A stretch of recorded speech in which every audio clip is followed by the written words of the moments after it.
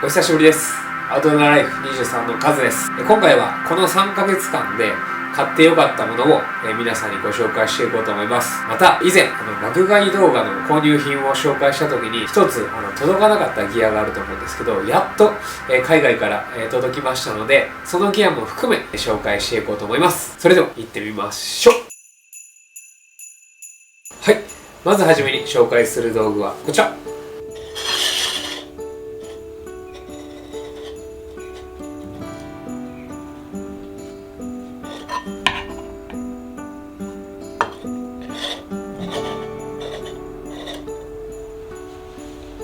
というわけで、まずはじめに購入したギアっていうのはこちら、デミタスカップでした。このデミタスカップを購入した理由っていうのは、まずはやっぱり見た目です。エバニュー製品らしい洗練されたチタンでできた無駄のないデザインに惹かれて購入しました。また実用的でもありまして、山に行ってキャンプすることが多いので、そういった時にはバックパックに詰められるギアっていうのが限られてくるので、そういった時に自分の持っているクッカーとのスタッキングの良さっていうところにも、このエバニュー商品なら相性がいいんじゃないかなというふうに思って今回購入してみました。どういうふうにスタッキングしているかというと、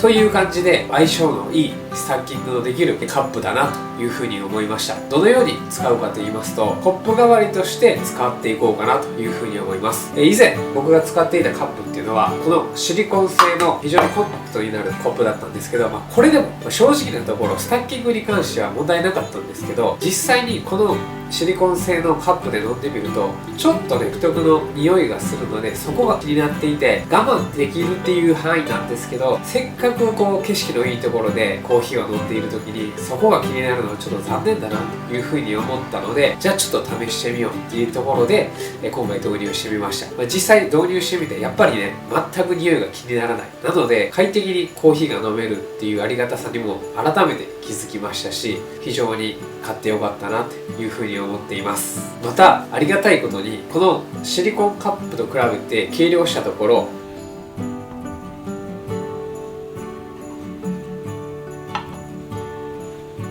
っていう感じで、微々たる差なんですけど計量することもできたので、見た目も良くてスタッキングも良くて軽くなったっていう、一石三鳥なお得な感じで導入することができたので、本当に買ってよかったなっていうふうに思っています。ただ洗練されすぎて取っ手がないので、実際にこれを温めた時にはもう手拭いで僕はこうやってつまみながら持ったりとか、手袋をした状態なら持つことができるので、そういったあたりでは使い勝手としては熱さを感じるっていうところがあるんですけど、僕自身はその熱さに関してはデメリットを感じていないので、今回は僕は買ってよかったなというふうに思いました。計量とかスタッキングの楽しさを感じられる人には本当にぴったりのギアなんじゃないかなというふうに僕自身思っていますので、ぜひね手に取っていただければなというふうに思います。はい、続いて紹介するキャンプギアっていうのはこちら。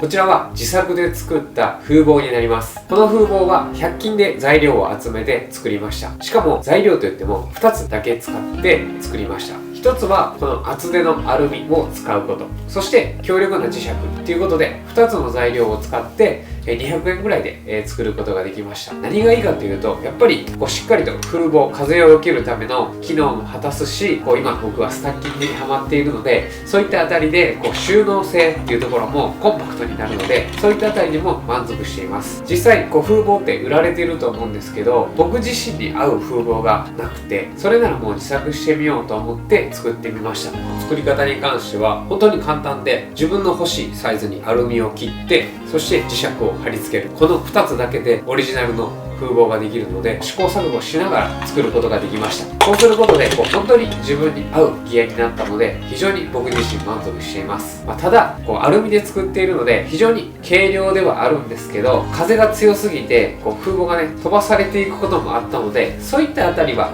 やっぱりデメリットかなというふうに思うんですけど、その分軽いっていうことでストロングポイントでもあるかなというふうに思うので、そういったあたりではどういうふうに次は固定していこうかなっていうところを考えるのに今僕はハマっています。というわけで、この100均で作れるキャンプギア、ぜひ皆さんも作ってみてはいかがでしょうか。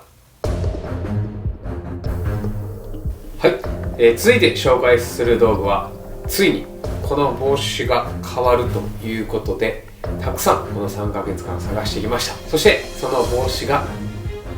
見つかりませんでした。またね見つからなかったです。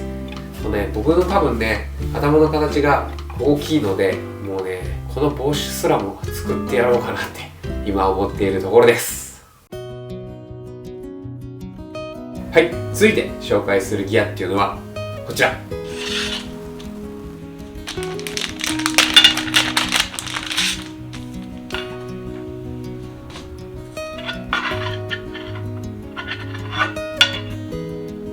そうなんです。またエバニューのギアを購入しました。このマルチディッシュは本当に名前の通りいろんな用途として使える優れたギアでして、一つはお皿として使うことができます。ソロキャンプに行く際にはこれぐらいのお皿で全然十分なので使い勝手がいいです。そして僕が作っているオリジナルのテーブルが木製なので、その上にバーナーで炙った鍋とかを置くと少しね焦げてしまうこともあるので、このね蓋を鍋敷きとして使ってこの上にクッカーを乗せることで木製のギアを守ることができています。そして一番気に入っているところはクッカーの蓋になるっていうところです。僕の持っているこのね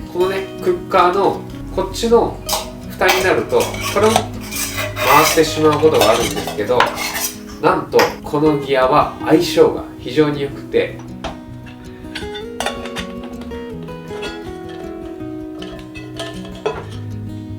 ジャストフィットします。このことによってスタッキングすることができるので、中に自分の好きなものを入れて持ち運ぶことができて、かさばることなく運ぶことができます。ブランドで統一することによっての恩恵を非常に今受けているので、しかも、これね薄いので袋の中に入れる際はこういう風にして本当にかさばることなく、持ち運ぶこともできて、もう本当に今気に入っています。はい、続いて紹介するギアっていうのはこちら。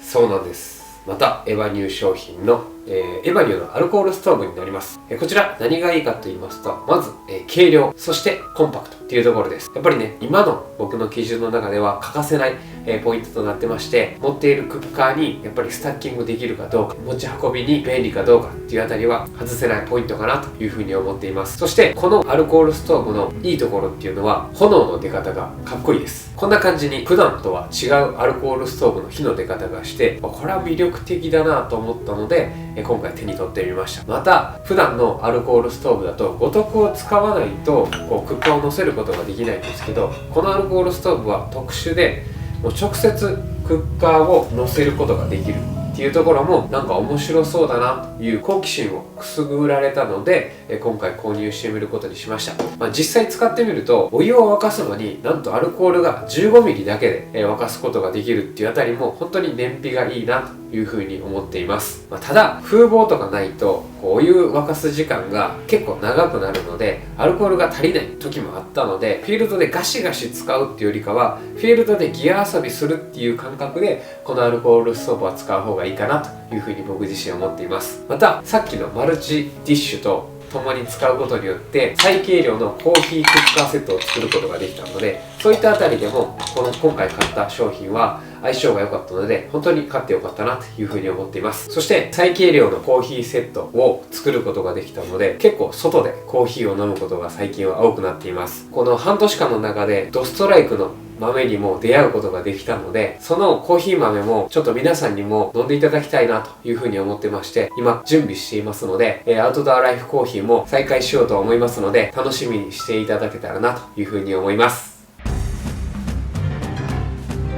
最近エバニューの商品をたくさん、紹介していますが、別に案件としてやっているわけではなくて、僕自身が本当におすすめできるなというふうに思って、紹介していますので、案件ではないのでそれだけは、安心してください。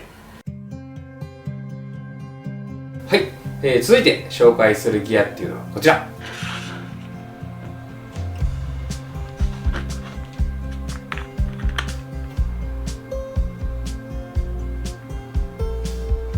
そうなんです。またエバニューの商品です。すいません、ちょっとエバニューの商品ばっかりで申し訳ないんですけど、さっきの、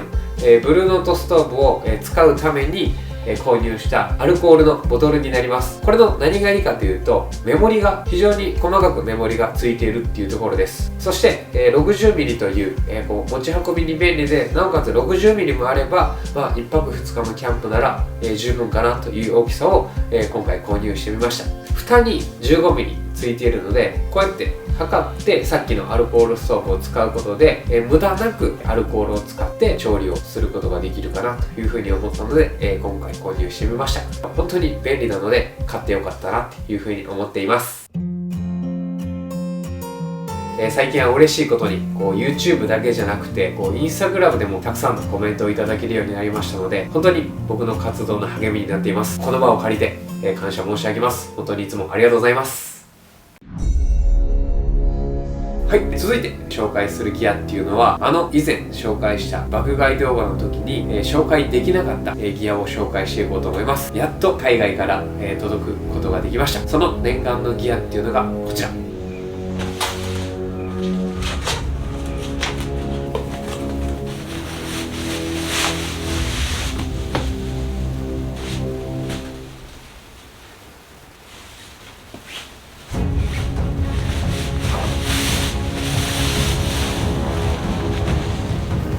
この寝袋を購入しました。この寝袋を普段の寝袋と違ってキルト式の寝袋といいまして、布団のように掛け布団としても使える寝袋になります。マミー型と違って中に入っていくんじゃなくて、これをね、ボタンとかチャックを使って筒状にして自分でマミー型にしていくっていうような寝袋になります。こういった様式になることによっていろんな使い方ができるので、このように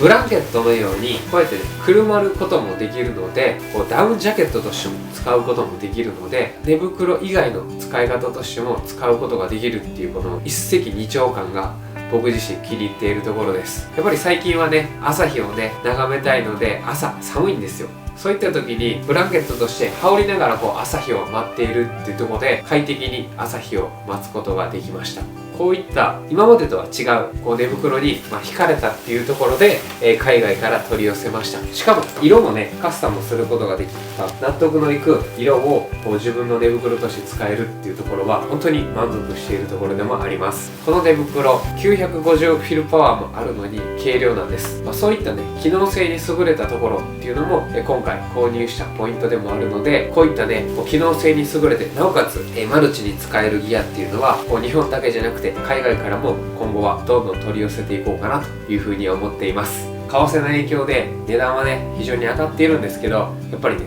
人生一度きりなので欲しいギアがあったらやっぱりそのギアをね使ってみたいっていう欲があるので、躊躇せずに購入してみて実際に使ってみて確かめていこうかなというふうに思っています。はい、続いて紹介するキャンプギアっていうのがこちら。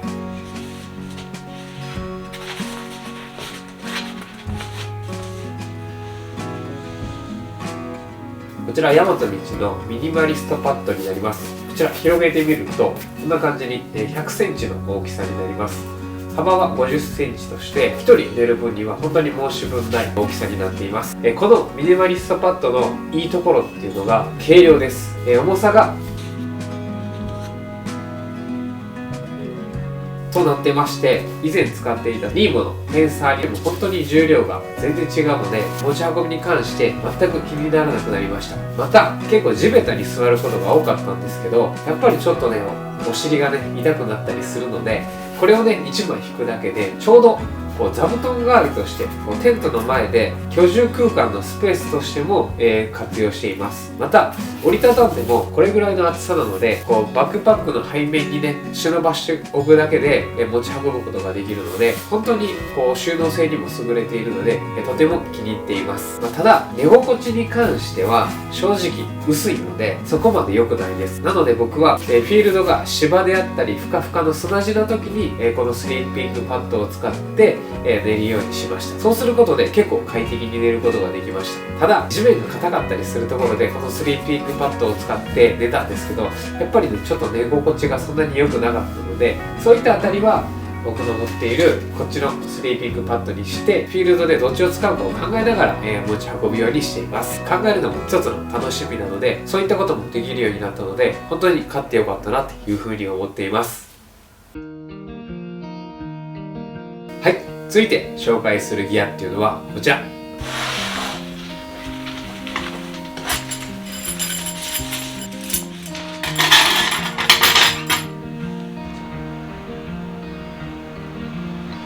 今回このペグを導入した理由っていうのは、こちらの動画の時に実は V ペグ、アルミ製の V ペグが折れてしまっていたんですよ。予備があったのでしっかりとテントを立てることができたんですけど、やっぱりねペグが折れるっていうのは精神的に不安になる要素だなと思ったので、元から強靭なチタン製の折れにくいペグを導入した方がいいかなというふうに思って、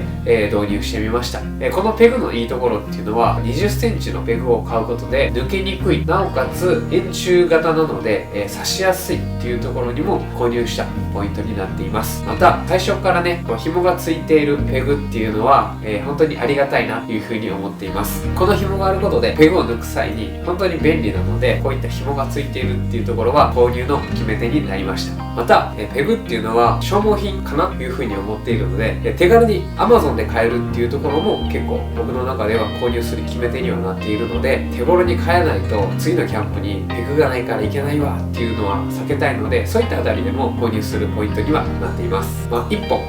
18g なのでもう本当に軽くて、そして強度のあるペグを見つけることができたので、もしね、僕と同じような山でキャンプされる方、景色を見るためにキャンプをされる方には結構おすすめできるかなというふうに思いますので、ぜひ手に取ってみてはいかがでしょうか。